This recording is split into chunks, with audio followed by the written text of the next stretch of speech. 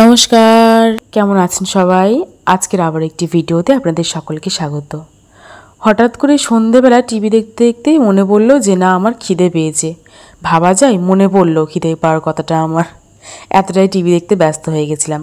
তার জন্য মা চলে আসলো রান্নাঘরে, পিছন পিছন আমিও চলে আসলাম। আর এদিকে মা পেঁয়াজ আর লঙ্কা কুচিয়ে নিয়েছে।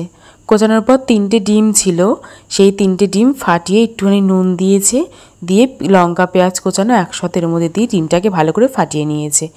নেওয়ার পরে যার মধ্যে ডিমটা করবে মা, তার মধ্যে সাদা তেল দিয়েছে একটু বেশি করে, দিয়ে ডিমটা অর্ধেক দিয়েছে, দিয়ে যেই স্লাইস করা যে পাউরুটিগুলো কিনতে পাওয়া যায় সেই পাউরুটিগুলো 2টো নিয়েছি এখানে আমি। নিয়ে এবারে পাউরুটিগুলো এপিট ওপিট করে ডিমের মধ্যে মাখিয়ে ডিমের ওপরে দিয়ে দিয়েছে। দেওয়ার পরে যে এক সাইডটা ডিমের হয়ে গেছে, তো অন্য দিকটা উল্টে আবার দিয়ে দিল। দেওয়ার পরে আমি মাকে বললাম যে মা একটু বাটার দিয়ে দাও এর মধ্যে, কারণ আমার না বাটারটার টেস্ট ভীষণ ভালো লাগে। আর পাউরুটির সঙ্গে যখন বাটারের টেস্টটা পাই না, দুর্দান্ত লাগে খেতে। আপনাদের কার কার ভালো লাগে একটু জানাবেন আমাকেও।